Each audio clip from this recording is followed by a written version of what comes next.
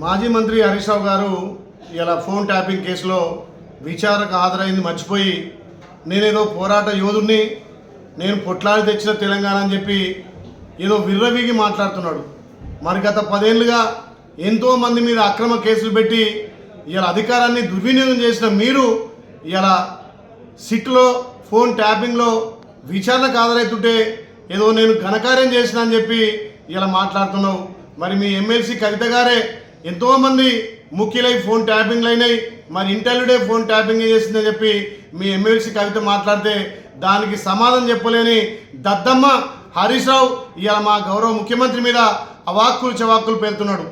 మీ 10 ఏళ్ల పాలనలో మీ స్కాములు, మీ కాళేశ్వరం దోపిడీ, మీ మిషన్ భగీరథ దోపిడీ ఎక్కడ చూసినా 10 సంవత్సరాలు తెలంగాణను దోపిడీ చేసి ఉద్యమకారుల మీద, ఇలా పోరాటం చేసిన వాళ్ళ మీద, ప్రశ్నించే వాళ్ళ మీద, అప్పుడున్నటువంటి పిసిసి హోదాలో మా గౌరవ ముఖ్యమంత్రి రేవంత్ రెడ్డి గారి మీద ఎన్నో కేసులు పెట్టి ఇలా అనగదొక్కాలని చూసిర్రు.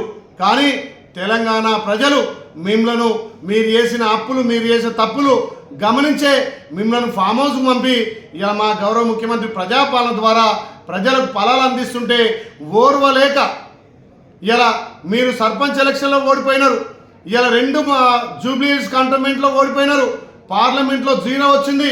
మీకు తెలంగాణ ప్రజలు బుద్ధి చెప్పినా ఇంకా అవాక్కులు చెవాక్కులు పేలుతున్న హరీష్ రావు తస్మాత్ జాగ్రత్త. మా గౌరవ ముఖ్యమంత్రి రేవంత్ రెడ్డి గారి గురించి మాట్లాడేటప్పుడు నోరు అదుపులో పెట్టుకొని మాట్లాడు. సిగ్గు శరం ఉంటే మీరు తిన్నది మా ముఖ్యమంత్రి కక్కిస్తాడు. మా గౌరవ ముఖ్యమంత్రి ఏదైతే కక్ష రాజకీయాలు చేయాలంటే ఇవాళ నువ్వు, మీ బామ్మర్ది, మీ మామ, మీ మరదలు కవిత, మీ సంతోష్ రావు ఇప్పటికే జైలు ఉండేవాళ్ళు.